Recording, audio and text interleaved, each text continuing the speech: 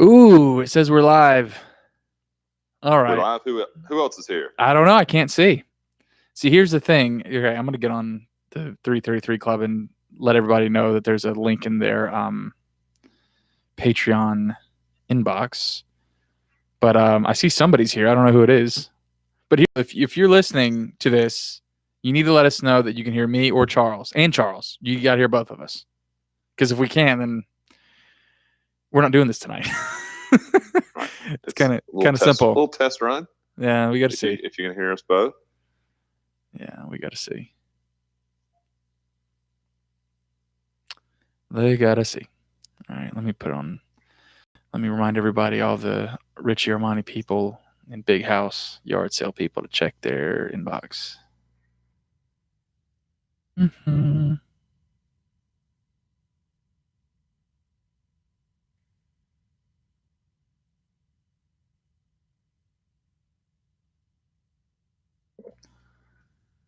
Okay. Brad. Oh, Brad Manny's got both of us. Oh, that's such a good sign. What's up, Brad? Are we on the big screen? Are we on the big screen? That'd be, Justin Fowler. We on Justin Fowler's big screen for a while. That was good. There it is. There. September 5th, 2015. You just text me? Bye.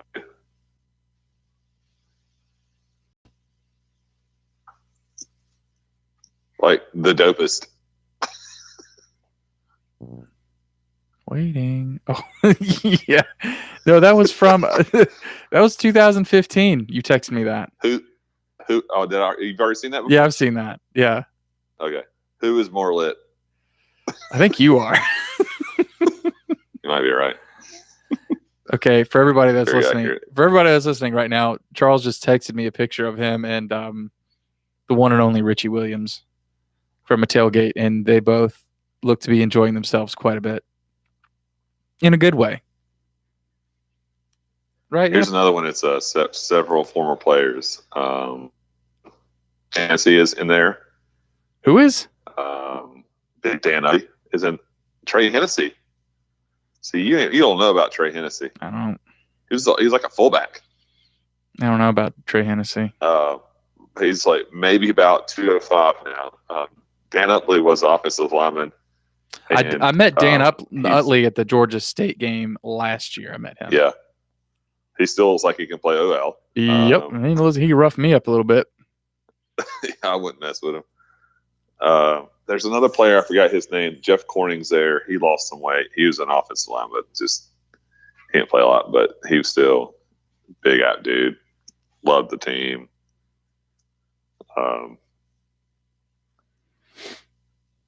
Love being involved. Okay, so I don't see anybody else tuning in. I think it's just Brad Manning, which is fine. We love Brad, but we I think what we need to do is think about starting the mail satchel here in a second. It's going to be all Brad until... It's going to be all Brad. It's going to be all Brad all the time. This is going to be the hashtag BGP mail satchel sponsored by Brad Manning. Yeah, that'd be fine. You good with that, Charles? I think anything is on limits at this point. Like, yeah. Just whatever. I know Brad's a big beer consigliere. Consigliere? Yeah. I don't know if that's how that goes. No, it is. Okay, that's how it goes. He will not disagree. Can he hear us right now? Yeah, he can hear us. Okay. Is he saying anything back? He said, he said it is a fact that he is a beer connoisseur. Here, Charles, I'm gonna send you a link to this so I don't know. How are you recording this? Are you using your iPad or can you watch a YouTube stream and record at the same time? Yeah, I should be able to. I'm on my phone. Okay. All right, here we go. Just send me the links, bro. Because Brad Manning just said that it is a fact that he is a beer consigliere. I have to get my lighting right. It's a tough spot in my garage. Yeah, but you won't be You won't be on the stream because it's only one camera. I don't want to see you. Why'd I'm you just send me a saying link you to can see the chat. You can see what they're saying about you. Oh.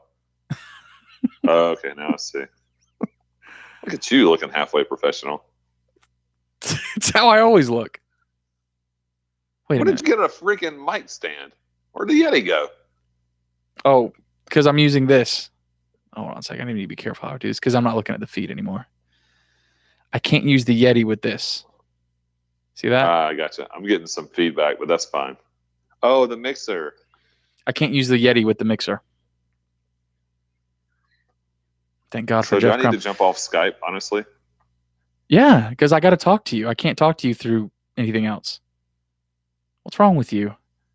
Well, see what tell you what I'm getting is I'm getting 15 seconds later of the conversation always in my ear. That's the problem. Can you mute the stream? Oh, you know what? I didn't send then I can't hear you. The stream. If you mute the stream, so like if you go to the stream itself and just hit mute, you can't do that. Brad, are you able to do that? Yeah, mute the YouTube video. Let's see here. How old are you? See, now I didn't even message our patrons the right way. Gosh. I don't think it's giving me the option. Oh, that's what happened. Oh my gosh. I only sent the link to Brad. Oh my gosh, what an idiot I am. I mean, I'm glad Brad's here, but oh goodness. All right, let me do this again.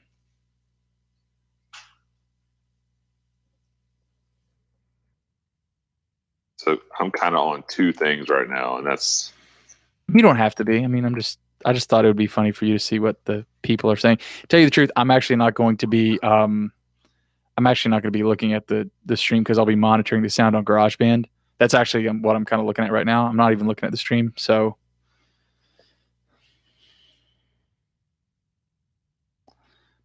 Say something again. Say something again. Damn it.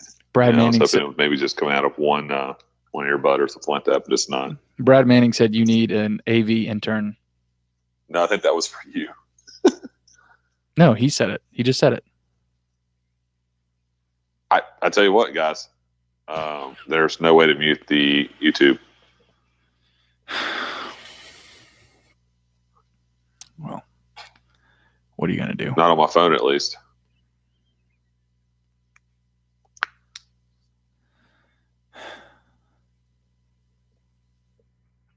Perhaps I can block it out. Nah, you're cool.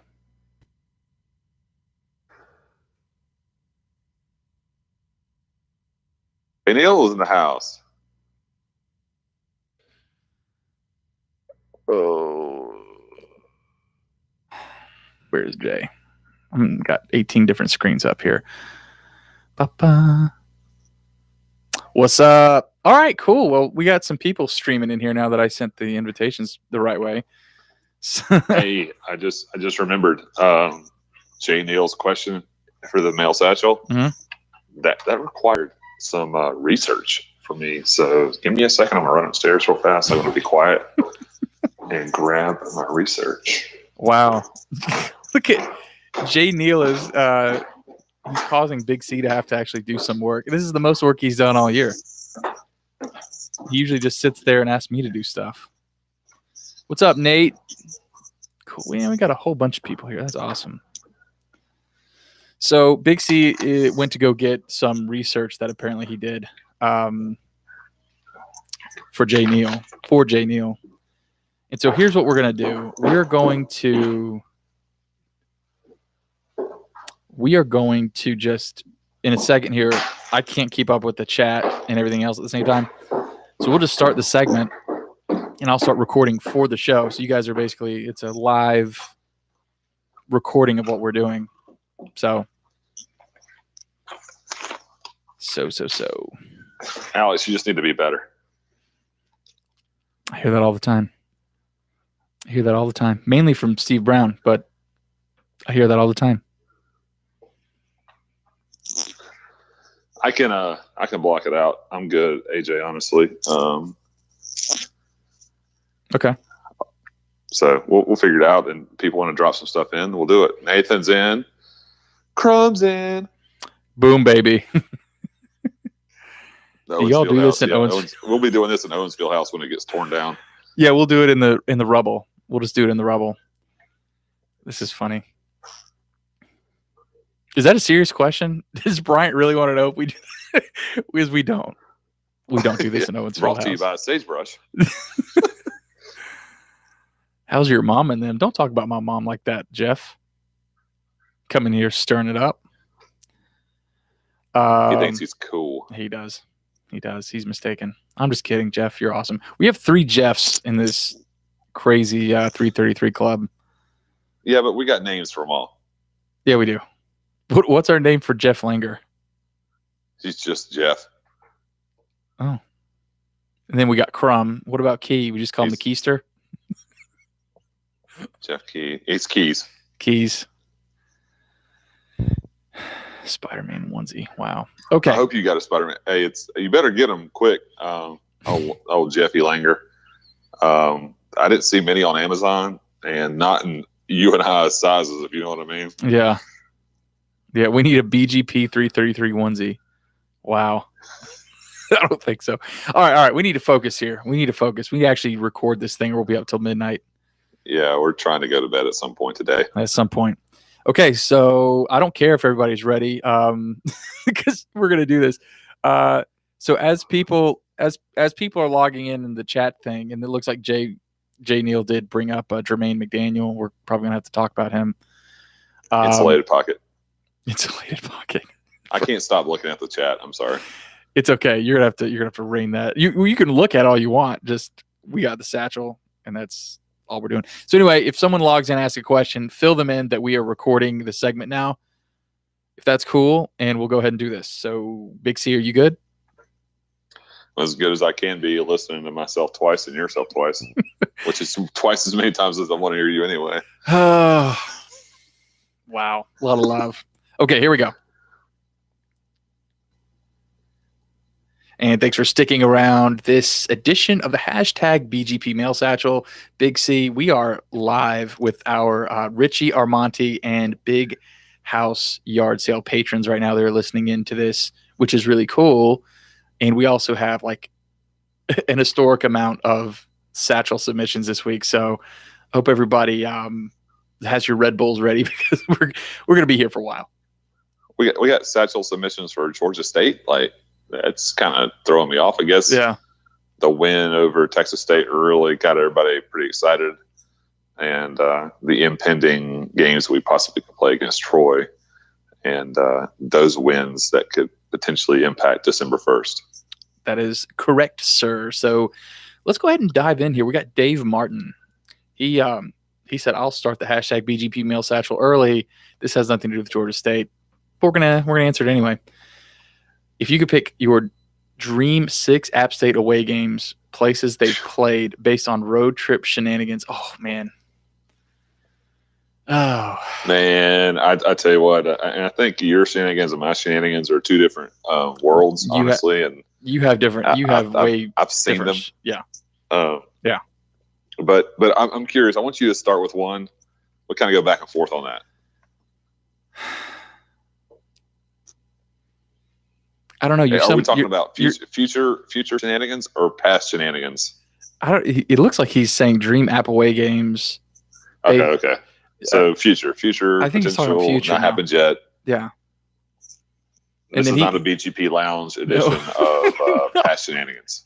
It's not. Which we will do that for sure. But okay, he says, and he gives some examples: Hawaii, Wyoming, Baton Rouge, Chattanooga. Where else? What about Blacksburg?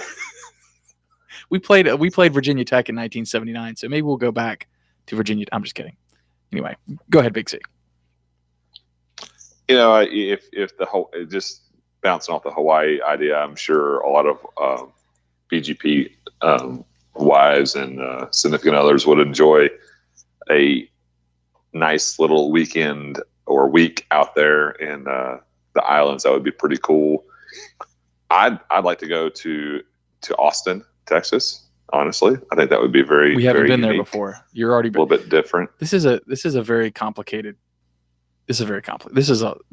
We haven't been to Austin. That's what I'm saying. Places that we've played. That's part of the question, based on road trip shenanigans. And he listed a bunch of places we played. He's basically saying don't say Austin. But we haven't played in Austin. If you could pick your Dream 6 Appleway games, places they've played based on road trip shenanigans, where would they be? And then he listed a bunch of places. This could be a Right, so why are we doing this? Hawaii game, and I did not go to the Hawaii game in whatever year it was, but that would have been fun. It would have been fun. LSU, man, it might be the top of the list. 2005 season was definitely high-end shenanigans. I would say that he's got a pretty solid list here. I don't know about Chattanooga. I tell you what, I thought Athens, Charleston. If you can't put Charleston on the list for the Citadel, not that game was ever like a really huge deal when we went down there, but man, Charleston is a town you can get in trouble in. Okay, so Hawaii, I think, would Wyoming qualify? It's beautiful. It's not the party central of the world, but it's a beautiful country. I don't know. Does that count? I mean, shenanigans seems to me like you're getting into like borderline talking to the police about some stuff. I'm going to tell you what, this is a channeling my inner Hank Hill. I don't think this is an entire episode. This is a BGP Lounge topic. Correct. I'm afraid. So we're gonna dedicate something or other to road trips. Sneak preview. It's a sneak preview. So let's move on to that. Sorry, Dave. Well, actually, I'm not sorry because we'll make it a good episode. The lounge. Actually, we already talked about that. Little inside baseball. We saw this come over the Twitters, and we're like, you know what? We probably ought to talk about that. Sean Welch, Rubino. This is what he asks. Rubino used to blast kickoffs out of the end zone. What's up with the shorter kicks? And also, should we be worried about the kickoff coverage after this week? He continues. What's the order of the Sun Belt Bowls? What is the order the Sun Belt Bowls select teams? I've got to believe that if we win out, we will be chosen no worse than second. So I can answer that one. New Orleans picks first. Dollar General and Mobile picks second. Third is Camellia. 4 is Cure. And 5 is that one in Arizona. But Big C, what about the other two? The other two questions about our kickoffs? Yeah. That was the first time we played in Texas. I can't remember what we did last year. I didn't look it up as far as what our kickoffs did because we didn't kick off as much. But I think this is a blip, kind of like the Georgia Southern game was a turnover blip. I don't see that as being a big issue going forward. I don't know what the elevation of San Marcos is compared to Boone, but I'm sure that has something to do with how well the ball flies, and I think it'll be fine once Saturday comes around because we're probably kicking off quite a bit. I'm not concerned with it. Obviously, that gave Texas State a lot of good field position, but bigger props to our defense for being able to turn them back every single time, except for one. So I think that was a really big deal. I think it just provided a bigger test and a different test for our defense to push them back. And I think it was just it wasn't a worry of mine. Is basically what I'm saying. What about kickoff coverage? You mentioned kickoff coverage. I think that's kind of a blip too. Tell you the truth. It's the same thing, kicking off, not getting in the end zone half the time is in having coverage. If we're not used to it, then we're not used to covering. So it just kind of goes hand in hand. I agree. Okay, Justin Fowler, who I don't know if he's logged in or not. I haven't checked, but hope he is. Justin asks, our athletic department should start sending fines to announcers who mispronounce our school's name. Yes. Correct. Is this referring to Saturday night against Texas State? I believe so. Because all I could think about was Sunday night when the basketball team was playing Alabama. Oh, you know what? No. It was he's talking about Sunday against Alabama. That's what he's talking about. That was awful. That was perhaps the worst broadcasting crew that has ever announced an Appalachian State event in the history. I think I've seen cross country events being announced better. Dead serious. That was just pitiful. All they did was talk about how Alabama, like they didn't actually, the game was actually going on. It was like a baseball game. That's the way I felt. It was like, are they trying to fill time here? There's actually action going on. It just didn't make sense to me at all. It got to the 11-minute mark of that game, and the officials started blowing whistles, and it just kind of looked like those guys were just clocked in. Yeah, and talking about themselves. Yeah, the entire time, which no one wants to hear what they say about themselves. Talk about the game and pronounce their name right. But no, that's a great suggestion. Fines for mispronunciation.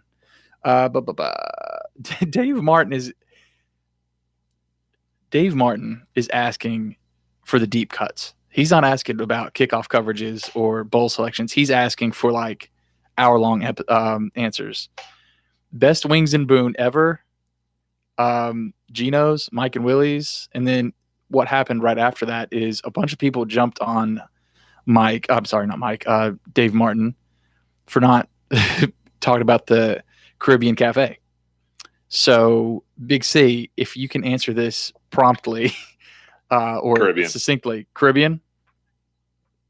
There's nothing else. When did Caribbean close? Well, I mean, I think it closed between my freshman and sophomore years. I mean, it was barely open my entire freshman year. So you're talking about the year 2000 here. Yeah. Because I obviously never went to the Caribbean Cafe. My go-to place was Murph's. I really like Murph's. They had a good Monday night wing deal, and that was my place. And right now, Taproom has really big wings, and their wings special is pretty good. I think a lot of the wing special had to do with back in the day was the price. Yeah, it was a quarter, right. and now you just can't sell chicken for a quarter anymore. It's just too expensive. I think Murphy's was 30 cents a wing.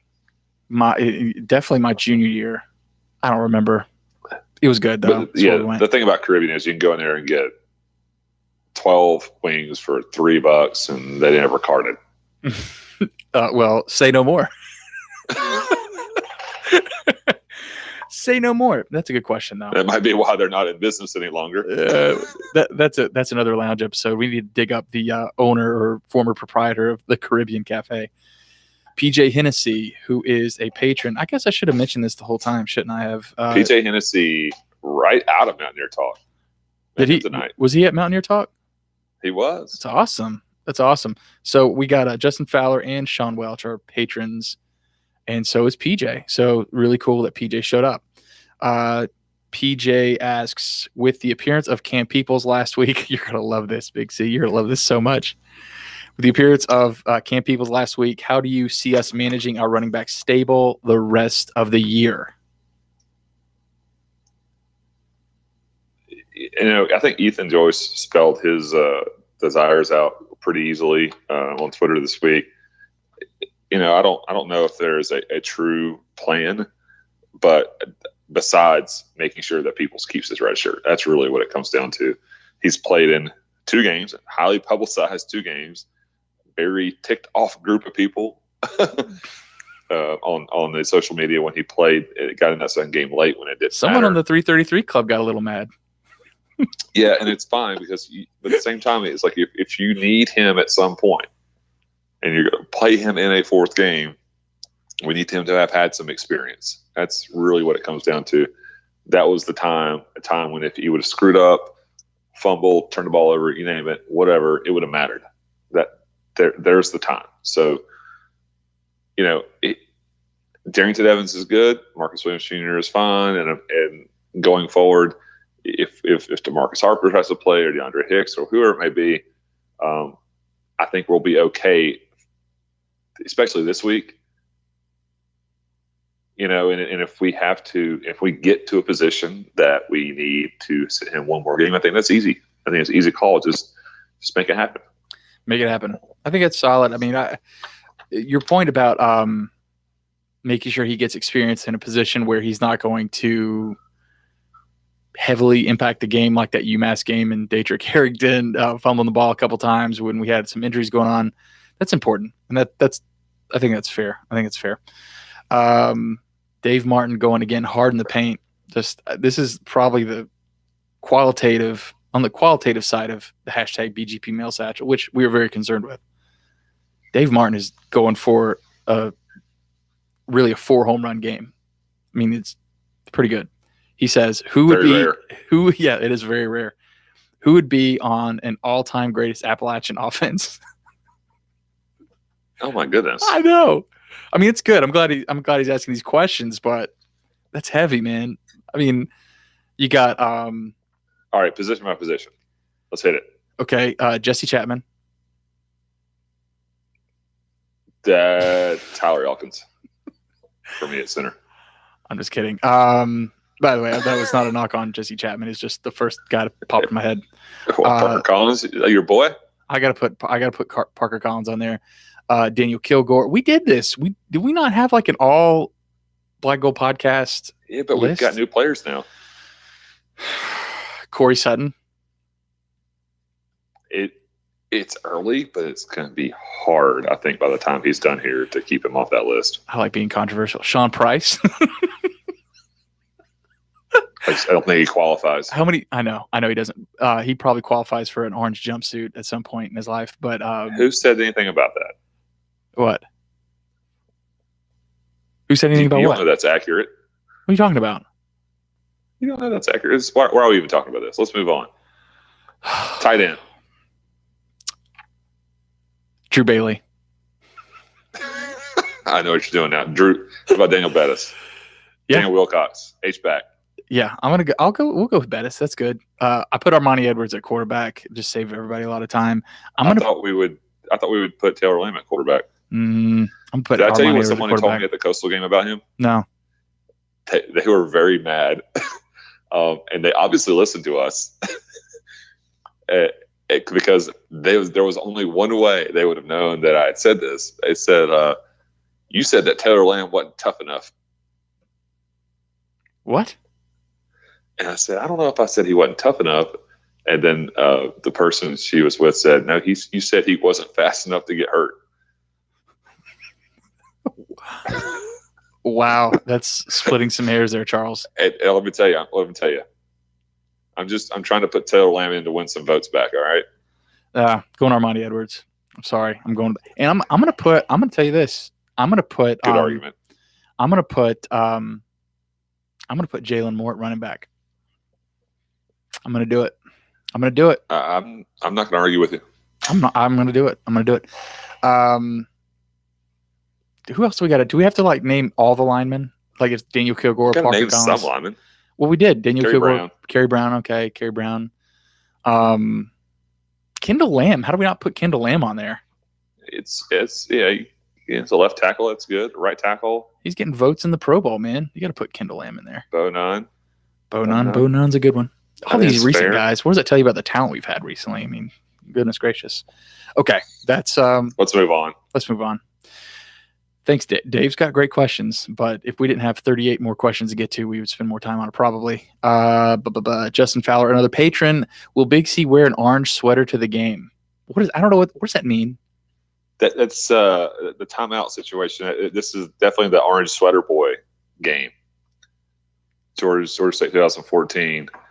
Steve Brown yelled, I believe, "Get off the field, orange sweater boy," or something like that. Because it always comes up when we play Georgia State, and I don't remember what anybody's talking about because I was in the stands. Everybody else was listening on the radio because they couldn't handle the snow. Yeah. Are you calling Justin Fowler a patron of the Black Gold Podcast? Are you calling him soft like Taylor Lamb? I'm saying he might have left early. Ooh, Justin. You got to explain He's going to yourself. let us know real fast. Let us know, Justin. Ryan Sexton, who is also a patron of the Black and Gold Podcast. Thanks, Ryan. He says, great game last Saturday. I'm proud of this team. Thoughts on the success Texas State had with kickoff return Saturday? I was a bit surprised by our coverage. We just covered that a little bit, but I think, Big C, do you have anything new to add based on what you've already said? I would be more concerned about that if it led to them scoring more points and it didn't. Yes, that's solid. That's solid logic. I appreciate that. You don't have that a lot, so I got to appreciate it when it happens. I do what I can. Thanks to the question, Ryan. Dave Martin, he's back. He says, last one. Favorite non-football app athletic event memory. Being there when app opened up the Convocation Center against the University of Non-Compliance was great. Big C. So my favorite non-football event. Yes. That was that. Yes. Single event. I saw us in the 2000 Southern Conference basketball tournament in Greenville defeat. Shoot, who did we beat? I don't even remember. We beat somebody. College Charleston. That was fantastic. And I went to the pending tournament game. That was not good. We lost. Ohio State beat us with a lot of really good players. Played in the NBA. Michael Redd, Skinny Penn, Ken Johnson. Lots of good players. I'm going to go baseball here. And I'm having a really hard time saying that Ryan Arrowwood taking a no-hitter in the seventh inning in the NCAA regional opener in Charlottesville against Oklahoma. Really, really cool deal there as well. Those are right up there. And then, of course, we beat Oklahoma the next night. And we were the only team in the regional at 2-0. We were waiting on people to catch up to us. That was a very cool weekend. But Rufus Leach, Tyson Patterson, Cedric Holmes, Matt McMahon. That's a neck and neck deal right there. I think even the redheaded man himself, the leprechaun David Jackson, will probably agree with me. It's probably two of his favorite events that are non-football related. Yeah, I think that's something that actually I've talked to Tristan Helms about doing something to kind of keep that season kind of, I don't know, in our minds, because that was such an unbelievable. Yeah, I mean, that was my first baseball season removed from school, so I unfortunately didn't go to a bunch of those games in 2012. I went to some, but I mean, it's an unbelievable season. I mean, that's if there was going to be a third place, it would be when the women's basketball team went in the WNIT to NC State and beat the Wolfpack in Reynolds on. That was St. Patrick's Day, 2011, I think, maybe 2012. That was fun. You probably like women's basketball. Who cares? I did not say that. It was a fun night. I did not say that, and nor would I imply you were it. Thinking it. I was not. How dare you? James Burchett, the porous master himself.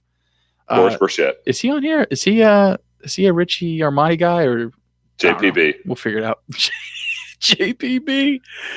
Oh my gosh! Or we could call him a new nickname. He has a new middle name. He doesn't know. PJB. Yet. Porous James Burchett. PJB.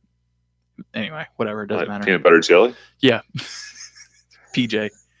Where are we at? Here we go. Sorry, I'm managing the sound here. Okay. Oh, wow. My phone died. I was looking at hashtag BGP Mail Satchel on my phone, and it died. So let's go to the browser. This will be interesting. Oh, this will be interesting. Just make sure your sound's down. We'll see what happens. Audio, man. Yeah, I know. Yeah, what Brad Manning was just saying a little bit ago, you need an intern. I need somebody that can do this. You need someone to charge your phone. I know. I charged it yesterday. It just lasted that long, which is amazing. What? I know. It lasted this long. I got one of those fancy phones. Okay. James Burchett. Is there anything Georgia State does on offense, defense, or special teams that should concern us? Well, here's the deal. I'm gonna gripe a little bit to the people on YouTube. I'm gonna offer my apologies that are watching this right now, and to everybody listening. So we had a guy by the name of Ben Moore, who, if you spend any legitimate, Sunbelt time on Twitter, time on Twitter, and I mean he pops up in App State feeds too, but he is the Big C version of Georgia State, right? Oh my God! Do not insult me like such. He is the Big C version. But I mean, what does that tell you? He hasn't gone to all their games this year. I've seen him publicly admit, I've got a kid, can't make it to the game. I'm like, that doesn't count, bro. Yeah. So well, I'm gonna take some massive offense to that, AJ. Well, hold on a second. No. What? Think about what you're saying though. I just said he's the Georgia State version of you. The Georgia State version of anything is not going to be as good. All right. I got you. I'm following. Get your panties out of a wad here. But anyway, the whole reason we're talking about Ben Moore is because he was booked to be on the show as our beat writer, and like 30 minutes before we hit record on here and got on the YouTubes, he said, "Oh, my wife's sick. I can't be on the show at 9:30. So that was weak. And if he's listening to this, he seems like a nice guy, and we're not gonna like draw his name through the mud or anything. But come on, man. Mine's been sick for the last 2 weeks. Well, yeah, we all know that you don't love your wife as much as Ben Moore loves his wife, but Apparently not. apparently not. No, but we can't talk to him about these things because that was one of our favorite segments. Is we would talk to all these beat writers. And get this. So I asked him, I was like, hey, you know, got to do what you got to do, man. That's cool. And by the way, I'm not begrudging him for trying to take care of his wife and kid and whatever. It's not Dr. Quinn medicine woman. He doesn't need to like sponge her down. And maybe he does. Maybe he does. It's Atlanta. He lives in Alpharetta. That's different. It's basically Atlanta. I actually don't know where he lives. I just made that up. If you live in Georgia, you live in Atlanta, except for if you live in Georgia Southern, you live in Eastern Georgia. Oh, okay. Enough of the geography lesson. But the bottom line is I asked him for a recommendation for somebody else. And he said, well, our play-by-play guy is announcing a basketball game right now. I said, yeah. But like, what about another beat writer? Apparently the Atlanta Journal-Constitution stopped covering Georgia State. They did. Yeah. So we had nobody. a guy called Doug Roberson for a while. And then he was like, I got assigned to like what the ATL United, like their MLS team. And I was like, so you don't have anybody? Soccer. Like, you can't claim territory to a big city if you don't have anybody covering you. Yeah, I gotta say that's true. But here's the deal. Big C, he just asked a question. What do they do that is, because this is our beat writer segment too. What do they do that we should be worried about? Nothing. I mean, I'm not trying to be like belittling or rude, but this is a team that right now would probably struggle with Gardner Webb, and I'm dead serious. Ooh, that's not good. They are not good. You know, and look, people are going to say, well, they've got some running plays and stuff. They ain't played us. You know, they held the spread out a little bit on this one because they weren't sure who was going to play at quarterback for them, whether it was going to be Ellington or Winchester. I'm going to tell you, if Winchester starts at quarterback for them, name our score. I'm dead serious. He's terrible. If Ellington starts, they can move the ball a little bit, but he is just not good. So Steve Brown, it's just not good enough. I mean, I still just feel like there's a reason this spread is 28.5 and moving up. Yeah. So speaking of that spread and speaking about this weekend's matchup, about what Georgia State is not good at, Steve Brown called me this afternoon. He said, hey, what's the deal with Georgia State? And I said, oh, man, they seem to be pretty terrible. And he said, didn't Sean Elliott rip his rotator cuff during a game? I said, yeah, he did. He said, was he mad or was he celebrating? I was like, I actually don't know. But he's like, what's wrong with them?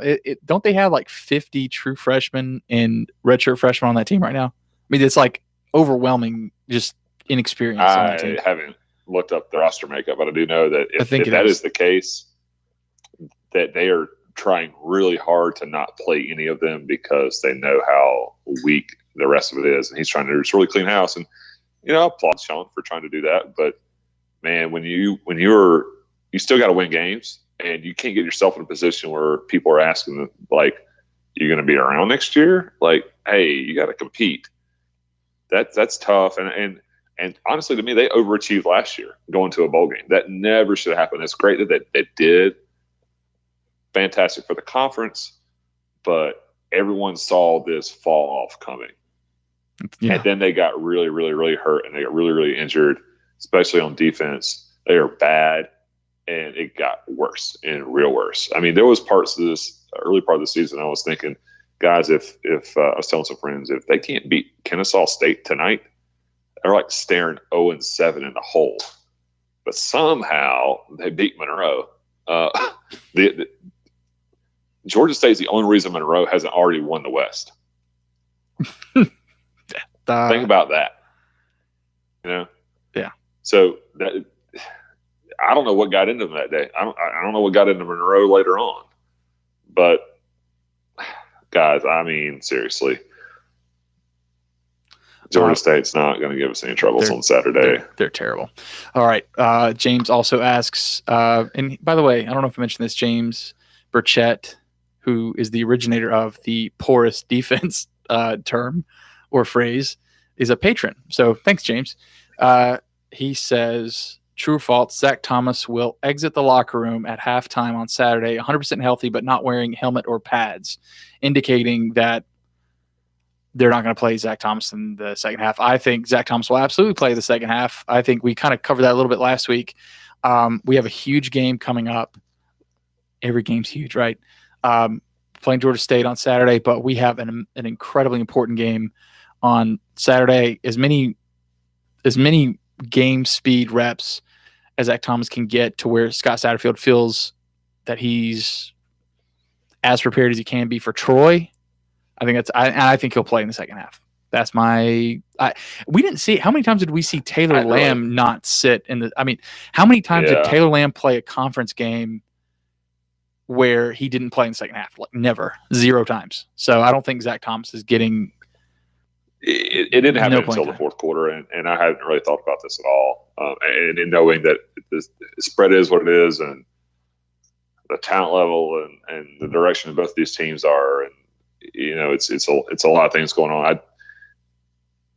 If he comes on with a hat on coming out of the locker room, I'll be fine with that. But we better be up like something stupid, and let Jacob play, and we're gonna run it 30 times the second half, throw it 5 times just to try to get them out of the box. But they're gonna know what's going on. But if we're gonna do that, it's great. But we're talking about a guy who just got back into the game, had a good game last week at Texas State, played well.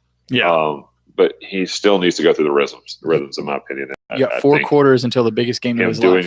It's not like we're a passing team that has a quarterback sitting in the pocket and just like waiting to get teed off on. I mean, your look is either going to be there or it's not, and you take off and then you go from there. I mean, he got hit 1 time last week, really. And then the rest of it was pretty smooth. So I think he just gets out there and he does what he needs to do, and let him play 3 quarters if that's what we need, and go from there. There you go. James Burchett also asks, the most underappreciated player or unit on this team is, what do you think, Big C? Underappreciated? I'd say the defense doesn't get enough credit, honestly. Yeah, that is so fair. To say that. That is so fair. I mean, but like even against Coastal, it was a close game offensively, and so you think, oh no, well, it was a closer game than it should have been. The defense wasn't letting anything happen. 0 things happened. Texas State, same thing. We talked about that Georgia Southern game. I interacted with a Georgia Southern person on Twitter, which is always dangerous. She always should be wearing a helmet when you do that. But they brought up some sort of comments that we had made about, how about that triple option, or triple option sucks, or whatever. He's like, hey, what do you think about the triple option now? My response was, yeah, you guys had like 310 yards. So, yeah, still don't think that the triple option is all that big of a deal. And he deleted his tweet because he's a coward. But no, I would say that the defense is that good this year. I hate agreeing with you, but I do think that the defense is that good. They are underappreciated, even though they're not. Yeah, absolutely. So the Coastal game to me is the biggest example of that. Our offense wasn't crisp. We didn't finish drives in the red zone. We didn't score a lot of points, and the defense kept us in the whole game. Yeah. Okay. Ryan Sexton, again, patron of the Black Gold Podcast, asks, currently there are 5 bowl eligible teams in the Sun Belt. By the end of the season, it could be 7. Who's going where? We kind of covered this a little bit, and we are certainly going to cover this in detail. I just have a hard time believing that until the season is played out, I just don't think we really are going to know for sure. I think there's a very high likelihood that Louisiana is going to be playing in the New Orleans Bowl. I think it's a very good chance of that happening.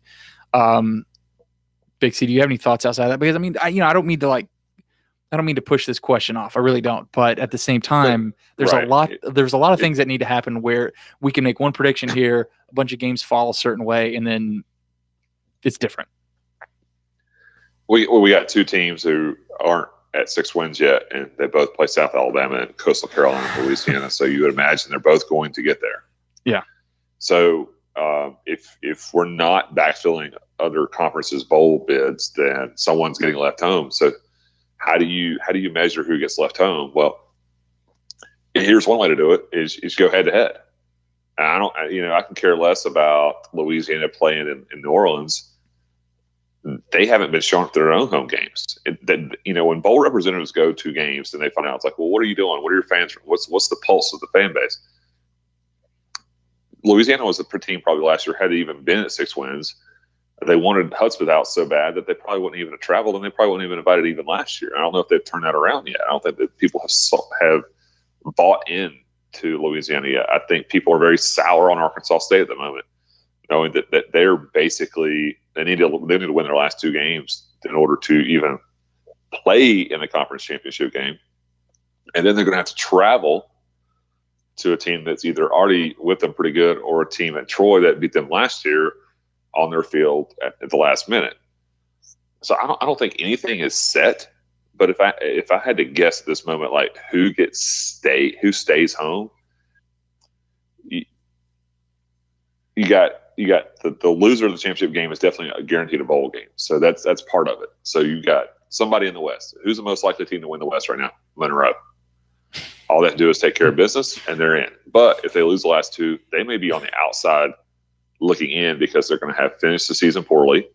They'll be 7-5, and they're going to be stuck because you're going to have teams like Arkansas State and Louisiana who have, on top of that, finished more strongly than they have, and perhaps be Louisiana 7 wins.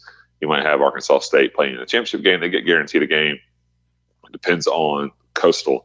I think there's locks. I think there's 3 locks, period, in bowl games, and they're all in the East. And that's the only thing that I think at this moment that can be certain. We're going to a bowl that's a Sun Belt Bowl. Same with Georgia Southern, same with Troy. Besides that, I think it's all up in the air. I got to agree. I mean, there's a lot that needs to happen, I think, and there's 4 teams that need to do a lot of things. Yeah, yeah. I think App would show up. And it's not where you want to be on, the weekend of November 10th or whatever this is, November 17th coming up. That's not where you want to be. I mean, great if you go win 2 games, you're probably looking at playing, but you don't want to be a team that's eligible right now and then finish kind of dead weight, go in 2 and hope that like you're going to Arizona. Yeah, it's probably not going to be a good spot to be in. I agree. I just to answer that question. I mean, we did our bowl episodes typically not mid-November, but towards the end of November. If I recall how we did these things, you just got to kind of wait till it pans out. That's not a very sexy answer, but I still think, and I know. But this is such a different year because we have a championship game, and we don't know who's in that yet. We have an extra weekend to figure stuff out. It's going to be later in the year before we know. Yeah, I think that's true. I do think I would be surprised if Louisiana doesn't get to 6 wins. If they get to 6 wins, I'd be surprised if they weren't picked for New Orleans. But that's just me just thinking proximity. I mean, that's it. I mean, I think you made a very good case, Big C, of that not being the case or how it could shake out maybe a little differently. But a lot of stuff still going on. But I mean, I think this will be the most interesting year of bowl conversation that we've had on the podcast so far. Truly. I mean, it's kind of getting used to like, how are they thinking? How are they right now, man? It's a Wild West. It feels like we're doing this for the first time all over again, which is fine. We'll get over that. Steve Brooks, another patron of the Black and Gold podcast, said, I saw this history of Black Saturday online. What are your favorite Black Saturday memories? And he showed a graphic of basically the history and highlights of Black Saturday. It looks like it's from a long time ago. It's got the old logo, like the Gorton's Fisherman logo. My favorite Black Saturday memory is probably when it snowed on Friday and we showed up to Boone on Saturday morning. There was still snow on the ground. It was miserable. Georgia Southern was number 1 in the country. That was 2011. Yeah. I got to say that was a savage game, man, because we played so well. It was a good game. First of all, it was a good game, but that was not a good App State team, and we still played really, really well. I don't know. Big fan of that. I was a huge fan of that. Probably my favorite one. I'm surprised you didn't say 2013.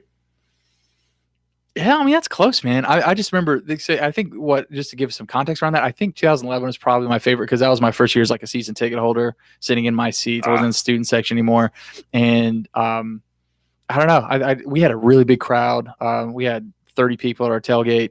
This is before I became a tailgate free agent and kind of roamed around towards your end of the woods after becoming You never signed a contract. You're still on a 10-day contract that continues to renew. That's right. I like it that way too. But anyway, it makes things easier. But anyway, what was I saying? Yeah, 2013 was great. It was kind of like a relief. Like, oh, okay, well, we're bad now. This is a highlight. I mean, that really was the highlight of 2013. I'll tell you another one though was 2009. 2009 was a big one. That was kind of a misty, foggy. It wasn't raining, and we ended up. What was it? 52-9 or something. It was a beatdown. 52-16. Okay, so yeah, 52-16. But dude, that was great. Coco Hillary had a long touchdown catch in that game. Matt Klein tightrope the sideline on the west side in that corner toward Owens Fieldhouse. That was a pretty big, pretty cool play. I think Armani had a huge run in that game where he like carried some guys like 10 or 15 yards, like right up the field. That was fun. Yeah. I think Georgia Southern had the hatch attack, and they were not who they were. Well, I tell you what was great about that game too was I don't ever remember App State doing anything like this before. They were putting literal quotes of current players from Georgia Southern on the scoreboard about talking trash about App State's defense. And I don't know what I don't know what got into the media people or whatever, but I remember reading that on the scoreboard going, wow, this highlight video is crazy intense right now because they're talking some crazy trash. And it turned out you just don't poke the bear with us. Everybody knows better than that. Don't give our team at home another reason to play well. But they did, and it was awesome. So I would say if I could rank them for me, gosh, Charles, I mean, I know it wasn't Saturday, but that Thursday night, I mean, we're just talking about Georgia Southern games now, so I guess that Thursday night game doesn't qualify, maybe. But the 2015 game, but I'm gonna stick to 2011. I don't know if you have a different one, but I'm gonna stick to 2011. The rebirth of Black Saturday, Furman, 2002. Period. Oh, there you go. That's the perfect one. That's the perfect answer. We don't even have to say anything else after that. Big D. Not Big C, Big D. He's next in the alphabet. We got to hear from Big E later. Who are a few of the difference makers on this Georgia State team that we need to keep an eye on this weekend? According to you, Big D, it's nobody. So answer the man. I mean, everybody knows about Penny Hart. He's been there as long as Taylor Lamb was at App. That's it. I mean, their quarterback's fine. Their defense is trash. They have a good punter. You know what they say about teams with good punters? He punts a lot. Is he like Arkansas State's punter where they make promo videos about him? Correct. Yeah, that's what I thought. ASU Joan. She's next in the satchel. She asks, she's a patron, by the way. Thanks, Joan. Thanks, ASU Joan. I should correct myself. What is your take on putting Cam Peoples in at the end of the Texas State game? Will we see him on the field Saturday? Just answer that. You already talked about the Texas State scenario. Are we going to see him on Saturday, Big C? No, we might see him, but he won't be in between the lines during the game. Clock being running, I just don't think that's going to happen. There's no reason to have him out there. We don't need him on Saturday whatsoever. I mean, it's a short answer, but I think that's what we're probably going to deal with. It's just you're going to see 12 carries or so from Darrington, Marcus Williams Jr., and that's going to be about it. And we'll give other guys a run. I agree with that. Take, by the way. Nathan Horniman, who is the chicken wing master, sorry, Big C, and patron of the Black Gold podcast, who actually upgraded to the Richie Armani tier just to be here. So thanks, Nate. He asks, what's your all-time favorite tailgating memory or story? I actually have one. We actually had we scheduled. You want us to remember something from a tailgate that was great? Yeah, yes, you are, and it's a good thing. I spent a lot here. It's a good thing I remember this one too. So we actually planned our wedding around football season. So I hate to mention the game because it just. So wait a minute. How did you do that? Just tell me. We got married on a Sunday, and the following Saturday was a bye week. and we had our All right. we had a But so your anniversary is still in the football season, right? And someday we're gonna have a football game on your anniversary, right? we did this year, Charlotte. Yeah. So well, I guess y'all are there, so great. Congrats to you, the fam, for not having anything else to do. Some people would be in worse shape than you, though. Yeah. But when I hear the words, we scheduled our wedding around football season, to me that would be like I got married in months that didn't end in Ember. No, we got married Ember. That's funny. No, we got married in You didn't never saw that coming, did you? Ember. Yeah, no, I didn't. As autumn. No, but I'm just gonna go ahead and say it. It's therapeutic for me to say this to everybody. Everybody can console me later. It makes them feel good. So we got married on September 8th, 2013. Again, we had a bye week that next week, and then when we came back the week following, that was the Elon game. So we actually went to every game that season except for the Montana game, 2013. The game that we had a huge tailgate up at the Broyhill Inn, which is no longer there. It's a big gravel lot now, but seriously, probably 100 people. We had a wedding rehearsal there, so we went and did our rehearsal in the morning and drove up. And that was the night game. I think it was a 6:00 kickoff, I think, and it was against North Carolina A&T. So, but that was a great tailgate. So that's why you don't have. Just kidding. No, yeah, that's actually a good lesson for a lot of people.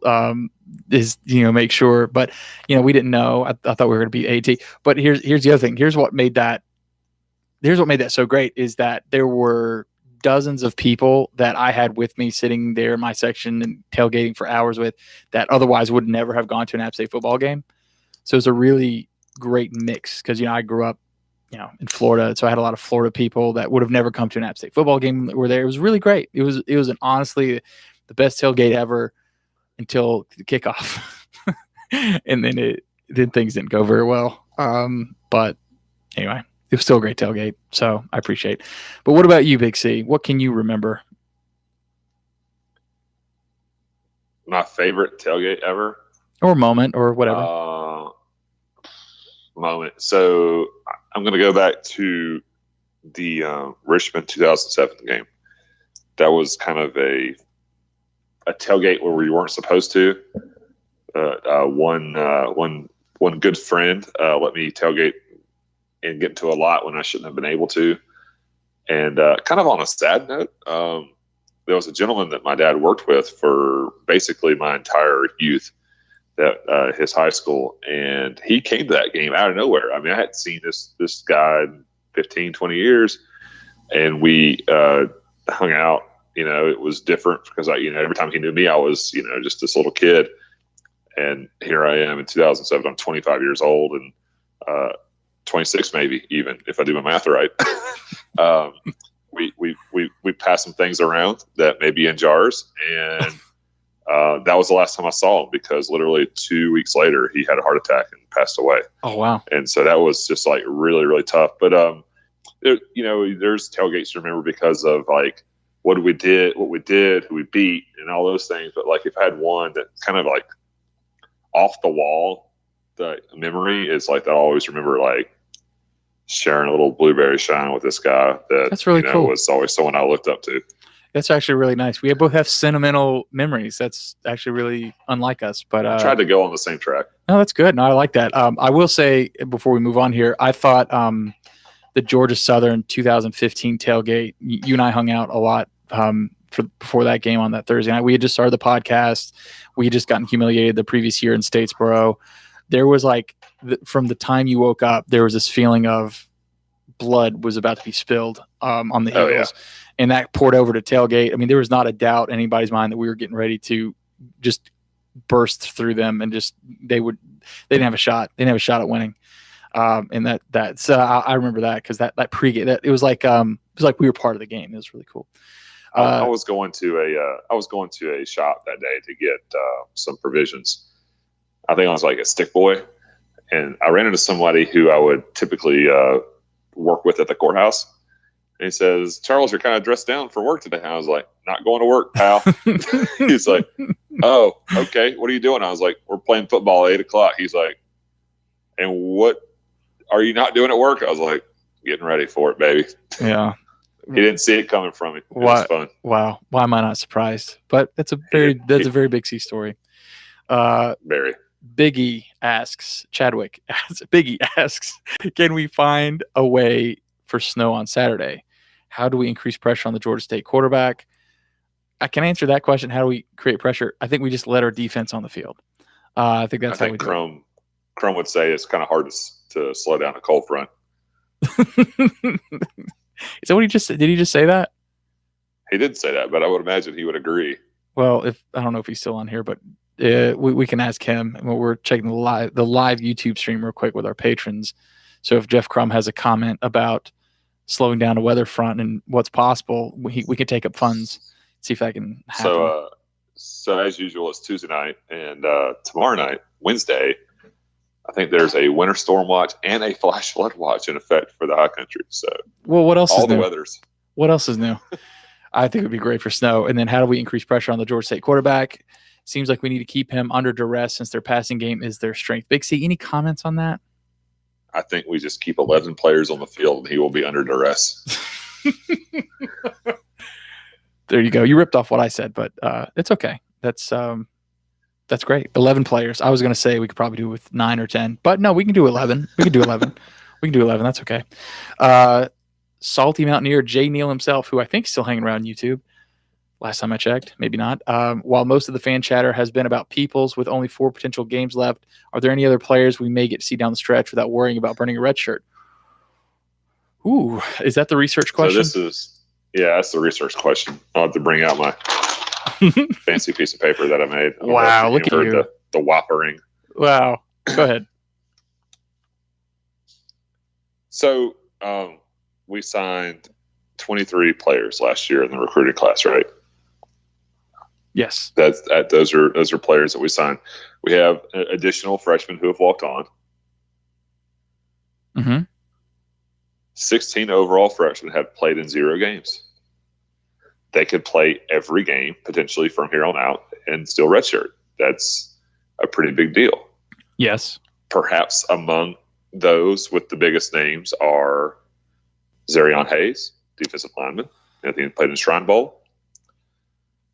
Offensive lineman Cooper Hodges, big dude. People forget because Richard Tucker was a highly regarded wide receiver. Mm-hmm. We are loaded there, so no need for him to play this year, but he could if he needed to. One Stephen Brown that everybody likes to talk about. Mm-hmm. And then there's others, plenty of others, not trying to skip anyone. I think Harrison Taylor was a defensive lineman that I don't think has seen the rotation yet. Everyone was pretty excited about him. Yeah, he was actually a linebacker in high school that I think he played at like 230. And I seem to remember. Very, very fast. Yeah, but I think they were going to try to put some weight on him to correct move him to defensive end. But go ahead. But he was so quick. Among those of the recruiting class that have only played 1 game, we've got 5 of them: Trey Ross, Jordan Earl, Mike Price, Luke Burnett, Braden Collins. Collins, I believe, is a wide receiver. Burnett's offensive lineman. Obviously, they would just need to sit 1 game from here on out, and they can still redshirt. Among those, and then really past that, we've got a few that have played in a couple games, most notably Cameron Peoples. We have Jay Person, Nick Hampton, and Max Derschlag, who's a long snapper, who's apparently seen some time. He had to sit a couple games, obviously, but he could obviously redshirt. I think it's not really a big deal for long snappers to redshirt, but I could be wrong.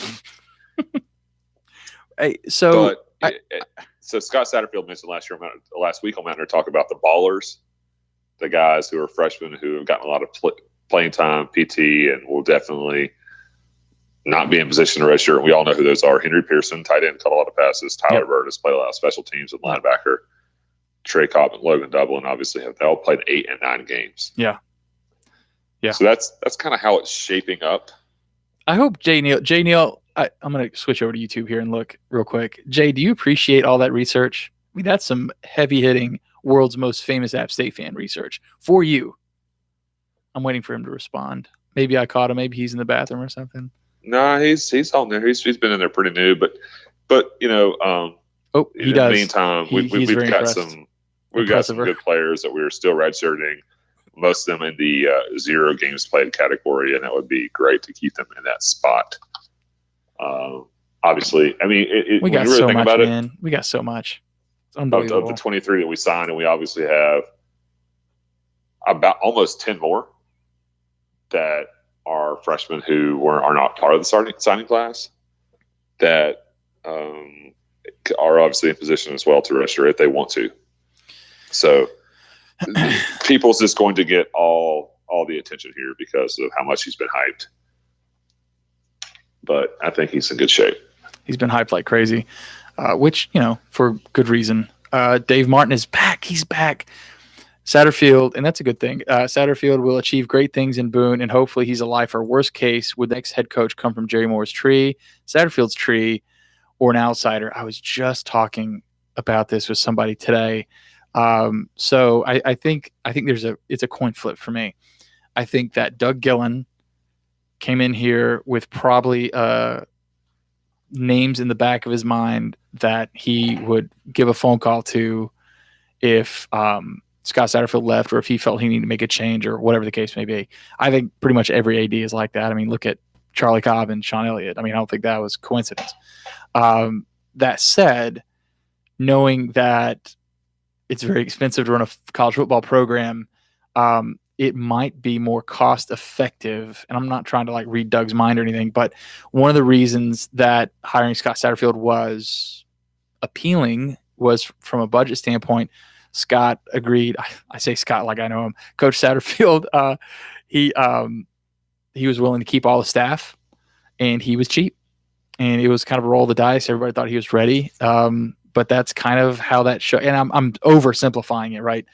But I think that the other side of that coin is someone on staff. And I think that someone on staff, and this is me purely speculating, have not talked to anybody that matters about this, that would have any inside track to any of this stuff. But my personal opinion is I think Brian Brown. That's just kind of the name in my head. But Big C, what do you think? This is so hard for me to answer this question because I think every 6 games, this is something that could change, and it's very fluid.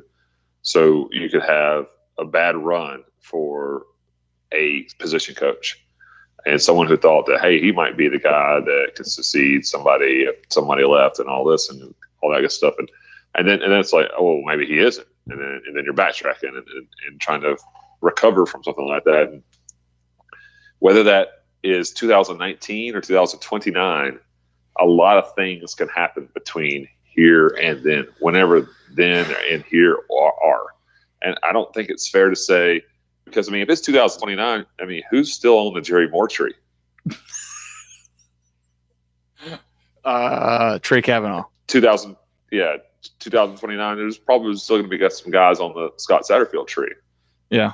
And they're on the same tree, to be honest. Okay, let's say they coached the guy. Listen, just for a second, use your imagination and let's pretend that Scott Satterfield's not the coach next year. Do you think it's a Jerry Moore tree outside hire, or from a coach from this current staff? Just use your imagination. I don't even like answering, but I would. As much as I'd like to say from a current staff member, you still had only a person. If it was going to be somebody like Brian Brown that has only coordinated for 1 year. That's fair. That's what we're talking about. And that's not a slight to Brian Brown. It's just the slight of the guy who's been in a spot for a period of time, whatever it may be. Yeah. You got to admit, he has done a pretty good job in that 1 year. Right. But if it's 2022, then maybe seasoned enough. And maybe more seasoned than he is now, obviously. Yeah. I don't say that he isn't seasoned. I'm just saying, more experience. That's a good point. If there's been a time when you talk about coaches and what qualifies as being ready at our level, are you talking? We're not going to go hire somebody away from somebody. We probably don't have the money to do that. Yeah, in terms of negotiating a buyout of a head coach, no. Yeah, no, we're not in that. We're not in that game. Yeah. No, it's a tricky question, but I think it's a coin flip. So I'm not leaning one way or the other, but there is a tremendous cost benefit, I think, from promoting from within someone that has not been a head coach before. And then also, but there's also Doug Gillens, the athletics director. He has every right to make a phone call to somebody he wants to see as head coach that he trusts if that person's available. That's his call. Right. And for the record, I hate answering questions like that. I hate it. Well, how do you feel about it, though, if you were to be honest? I think I'd just let you know. Well, just let us know whenever that comes up again, because all right, we want you to be very clear. Sean Welch says, wow, Sean says, whoa, Nelly here. Whoa, Nelly, I missed the fact that all current bowl tie-ins expire in 2019. If that's the case, things are going to get real interesting with Benson's retirement. I'll hang up and listen. It is going to get interesting. I think it is going to get interesting. They just announced the new Myrtle Beach Bowl today. That's going to have a MAC, Conference USA, and Sun Belt tie-in starting in 2020. So, yeah, I mean, there's no indication for me who Benson's replacement is going to be. But, I mean, could it be as easy as saying, yeah, we're just going to extend our current agreements? Yeah, but I don't know. That doesn't seem like it would be the case. It's very tough to deal with right now because, Benson's going to be the commissioner through the end of this athletic year. So it's part of his job going out to extend these bowl situations with these bowl cities or bowl groups. So, or is that going to be on the job of the new commissioner? Because, if they go through 2019, you would imagine the games that are being played in 2019 are part of that arrangement. So that's very tough. Now, the question is, hey, we're picking one up in 2020 because we're expecting to lose one of the 5 that are currently arrangements. Who is that going to be? Well, it's easy to look at Arizona and say, hey, we got nobody over there anymore. We don't have Idaho. We don't have New Mexico State. No reason to keep Arizona. I don't think that's an open and shut case at this point. If you paid attention to the Dollar General Bowl and what's been going on there, the sponsors, the last 3 sponsors of that bowl game have given significantly less and less and less, while the city has been basically losing money on the game, like hand over fist. I think there's a possibility that game gets relocated. South Alabama is going to build a new on-campus stadium, but will it be worthy enough of having enough patrons to visit that stadium for a bowl game? So if you're going to have a big game, will there be enough capacity? Will there be enough seating? I think it's a possibility. I think Camellia Bowl is too new. I think people like it. Montgomery seems to embrace it. You're not getting out of New Orleans for any reason, but you're adding a destination. And if you're looking at a destination that's not really a Sun Belt destination, Arizona is the most likely. Mobile is too close to a bunch of other schools. Yeah, I think it's fair, especially if they're in Sun Belt, so it's tough. But I'm thrilled for Myrtle Beach because I just hope whenever we go to the Myrtle Beach Bowl, which will happen, it will happen very soon, whether we like it or not. I just hope we don't have to go to Coastal twice in 1 year. So, just make sure when we go, that's in the off years and when we play at Coastal. That's fair. And I think, bowls are all about money, which I don't think it's a bad thing, but, bowls are about the money. So if the Dollar General Bowl's not making any money, then you got to expect that something's got to be shuffling a little bit. So it's definitely something to keep an eye on, man. I mean, I'm sure by the end of next year, there'll be some whispers about what's going on there for sure. Rob Moore. And by the way, Sean's a patron. I already mentioned that, I think. Anyway, Rob Moore asks, do you think the use of the tight ends could come into play as we move forward? I'll hang up and listen. I think we've been using them pretty good. Yeah. I think it's whether it be Colin Reed blew up this week. Henry Pearson did his typical, out routes, and someone tried to take his knees out when they tried to tackle him because he's such a big boy and a big baller. Henry Pearson's a stud, man. I tell you what. Yeah, he's a stud. This is the next great App State tight end. After old man Reed retires. Anyway, I think Colin listens to the Black and Gold podcast. I bet he does occasionally. I bet he does. We won't say what we've said about him before, but it's been funny. Gonzo asks, is Coach Elliott in the hot seat? He has 3 things. Is Coach Elliott in the hot seat at Georgia State? And then will the team swag bags at at the Myrtle Beach Bowl be sponsored by the Gay Dolphin? The Gay Dolphin is a it's an I don't icon. think you need to explain. It's an I think icon. everyone's been to Myrtle Beach enough. You got listen. I would love to have a towel, and then maybe not a bag. I'm not big on bags. There's going to be beach towels, sunscreen. I want a tanning big oil with a logo of the Gay Dolphin. I want that to be my official Myrtle Beach airbrush towel. T-shirts, funnel cake, Ooh, batter. An airbrush T-shirt. I do want an airbrush T-shirt of the Gay Dolphin. That's what I want. That's what I want. I'm going to say right now. That's what I want. That's a hilarious question, but maybe you get your own like putter with like a collection of 3 multicolored balls. I think that's great. I think we can do that, and I think that'd be fun. It'd be entertaining. And why not? That's such a Myrtle Beach thing. So why not do that? But anyway, is Coach Elliott in the hot seat? I say no. It can't be. It's just too early. I mean, you know the number one reason why he's on the hot seat though? It's year 2. No, you have to have fans to call for somebody to be removed. And you have to have some sort of like, that's fair. You have to have some sort of like measurable decline. Like, or are they selling less tickets? They weren't selling any tickets. Are they winning less games? They weren't really winning any games. So I know they went to a bowl or whatever, but Charlie's probably getting a few more emails from the Georgia State contingent than from Rick Beasley at some point.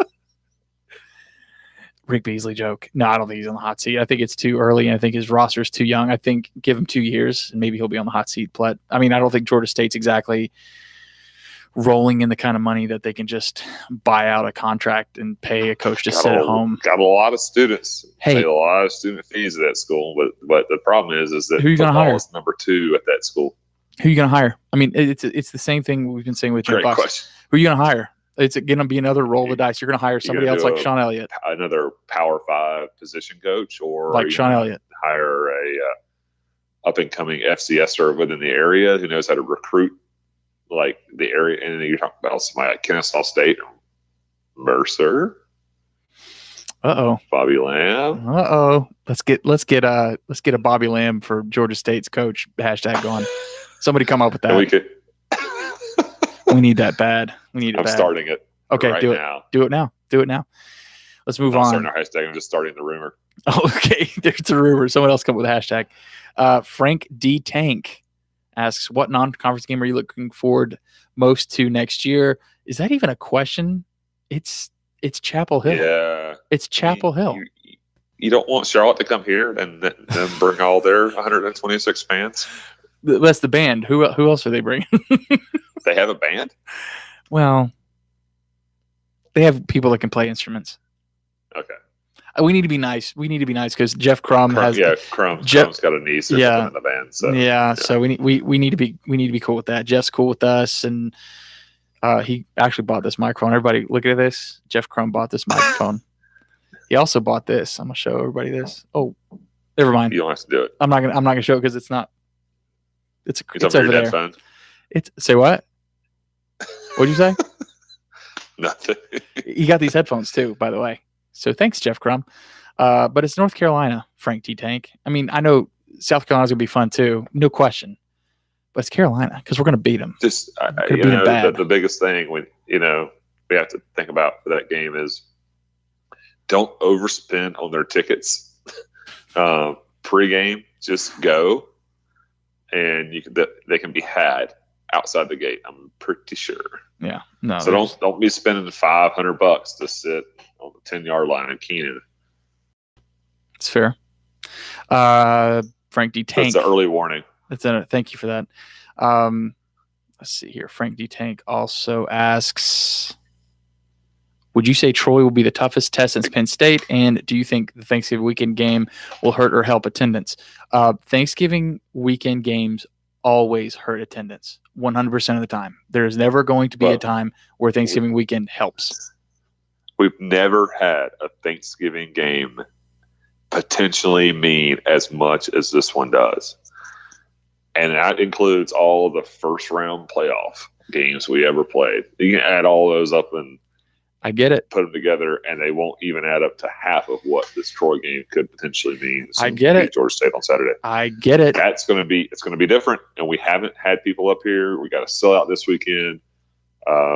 Obviously, the student crowd will be hurt a little bit, even though they all have the chance to come back and go to the dorms and eat their food and trivet and all that good stuff and come back. But you're not going to have 10,000 bloodthirsty students ready to yell obscenities and other things at the opposing team like you would on a normal game week. Yeah, and it has nothing to do with the opponent, obviously, but the date, the holiday weekend, Correct. It's Thanksgiving weekend handicaps the crowd, just does, and that's how it. But I mean, to your point about the importance of the game and everything else, totally spot on. And I think this Troy team will be the toughest test in Penn State. I don't consider the Georgia Southern game to be anything other than a perfect storm where Georgia Southern played a better game, but I think this is the biggest test since Penn State. Yes, that is my opinion. Oh, sure. I mean, I can't argue with that. I mean, what more do you want to say? It's going to be a big deal. There's going to be so much on the line that it becomes bigger than the actual opponent maybe even be.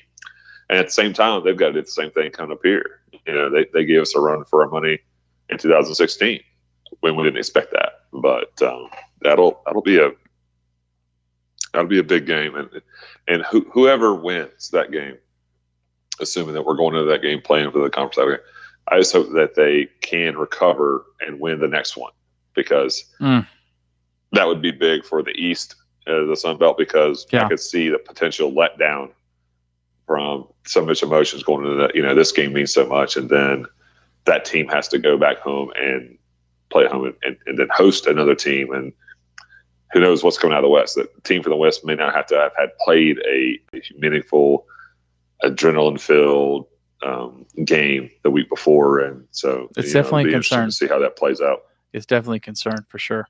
Earl Nesbitt asks if we've ordered our Spider-Man onesies yet, a reference to the one and only Clifton of Duckton, who mentioned that he sleeps in a Spider-Man onesie before game day. I don't know what else to add about that. The New Mexico State game last year got 3 interceptions. So that's pretty cool. And I got a feeling I'm going to be Spider-Man next year for Halloween. You're going to be the biggest, ugliest Spider-Man that has ever graced the hallowed streets of Boone, North Carolina. That's what I'm going to call it. Who said I was going to the streets? Okay, never mind. I don't know. I don't want to know what you do behind closed doors. So you know when Halloween is next year, right, AJ? Yeah, October 31st, like it was this year. Yeah, but it's also on a Thursday. It's going to be the Georgia Southern game. That's what it's going to be. Damn right it will be. That's exactly what it's going to be. Yeah, no question about it. I don't have a Spider-Man onesie. Just to let everybody know that. And don't get one. Don't worry. Don't worry. I'm not going to get a Spider-Man onesie. I'm a Batman guy. Anyway, Bryant Barbary. Oh my gosh, is it Barbary or Barberry?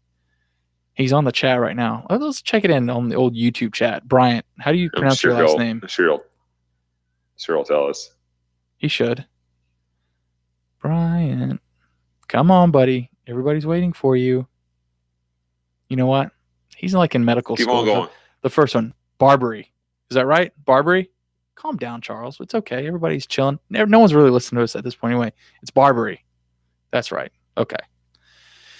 Brian Barbary, who's a patron. Thanks, Brian. He says, what are the chances of us filling another conference's bowl slot? I know there will be several conferences not able to fill their slots, and the Sun Belt will have more teams unavailable. Wouldn't mind seeing us in the Belk Bowl. Ooh, get in line for that one, buddy. Big C, what do you think? There's a chance. I think it's probably like less than 5%. Yeah, there's just so many different things that can happen between now and the last 2 weeks of the season. But it seems that there will certainly be some schools that have some, not schools but conferences that have some slots to fill, and they may or may not fill them with their teams. And perhaps if you have like I saw that with 17s, maybe they'll backfill with a good team that plays a WAC team or some other 9th place team and some Power 5 team. That'd be cool. I'd be about it. I don't think it'll be in Charlotte. Yeah, I agree. That would be fun, but I agree. I mean that would be awesome, but yeah, I don't think it'll be in Charlotte either. And then Bryant goes on to ask about projection. Some projections have us in the Camellia Bowl against Eastern Michigan. What are our thoughts about this projection? I think we kind of addressed that just a little bit earlier, which was that it's just really super early to talk about projections about who will go where. When there are still teams that have yet to be bowl eligible, there are teams that have yet to play each other to see how that shakes out. And then we haven't even played a championship game yet. So I think a lot of those things are going to come into play. So, Right. So I just, what do I think about? I think that the odds are that projection will not happen just because I think any projection right now is random. Not random, but today I could tell you that I would like to play some team or would be happy to play some team. And then I would say, no, I don't want to play that team. But then if we beat Georgia State and lose to Troy, and then I'll say, maybe it's a little bit different now, So if the goal is that we're going to be Sun Belt champs, and our goal is obviously to play a really good team in a bowl game, but there's no guarantee of that at this point. So it's kind of hard to say, I want to play this, I want to play that, and be choosy with it. There you go. Now we're going to go to the closer in the bullpen, Danny Stapp. He says, what other occult rituals is AJ into other than making voodoo dolls of Georgia Southern coaches? I kind of forgot that I said that. I was surprised that you actually said it, to be honest. Why? Seems kind of rude. To make a joke about a voodoo doll? You think anybody would take that seriously? Show me the person that took that joke seriously, and I will show you. There's a Georgia Southern fan that took that too seriously. And why should I care about them? I don't know. Touche. No, he basically, the question from Danny Stapp is any superstitions or rituals that you guys have for the game or for game day. I think Big C's waking up is his ritual on Saturday, and just I don't even know. That's fair. I mean, for me, I don't have anything that I do every single time on Saturday. I just don't. I do not have a specific thing. I got a lot of things. Well, list some. You're the habitual person here. I don't jump in the car on Saturday morning without everything in the truck, like 95% of it, like in, ready to go. That is a Friday afternoon, Friday night, pack everything, be ready, except for things that need to be refrigerated, things I don't have room for, that just need to be thrown in at the last minute. I guess the other part of it would be, the 5:45 a.m. wake up call and the plan to be at the tailgate spot at 6:30 a.m. Check. That's a big deal for me. That's something that's very important. I think you got to respect the tailgate spot. You know what? That works for me. I mean, you can have all those. You can have those habits. Like I said, I try to. There was for a while I tried to wear the same polo shirt and just have it washed by the weekend, but that kind of, I do have a new polo. I will wear the same polo every week, a year, but I get a new polo every year. See, you got rituals where even I can't even finish my rituals. You have a ritual for something else. I don't know. I try to remember my class ring. I have a class ring that I try to wear for every game, but I don't always remember it. Yeah. So, I mean, I would say that I've worn it to 75% of the games, but there's always that, one of every four I go, oops, left it in the drawer because I don't wear it during the week typically. But if it's like we win, you're like, what a big deal, obviously. I mean, it has zero impact on the game. Just makes me feel good. So, there you go. It makes me feel good. No, but that's at the end of the hashtag BGP mail satchel. That was a beast of a mail satchel. Goodness gracious, that was like 30 questions, and we did it live here on YouTube for our patrons. We've been on YouTube live for an hour and a half. Wow, that is going to be a monster video. So thanks to all of our patrons for sticking around, man. I mean, this was fun. This was fun. Hope you guys enjoyed it. This is what it's like. This is what you guys pretty much just heard us BS a little bit before we hit the record button for about 10 minutes. But thanks for everybody for at home that downloaded this episode that wasn't watching on YouTube for listening to us. But thanks to Ben Moore, or not thanks to Ben Moore, we don't have a beat writer segment. So this is actually the end of the show. So we want to thank everybody for downloading this episode of the Black and Gold Podcast. Go support us on Patreon. Go to patreon.com/Black and Gold Podcast and sign up. And then what else was it? Oh, yeah. Hey, shout out to Z-Box Mattress for sponsoring our show. And you know what? Until our post-game show on Sunday, probably Sunday morning, Big C, anything else to add before we hit the stop button on here on the recording device? No, I think we're good for the night. Cool. Anyway, back to what I was saying. Thanks for downloading this episode of the Black and Gold Podcast. And until Sunday, go Apps. Woo! Oh. What is wrong? What is wrong with you? What do you mean what's wrong with me? I was doing all the work. I was doing all this stuff. I had to hear everything 5 times. Yeah, that sucks. Hey, who's still here?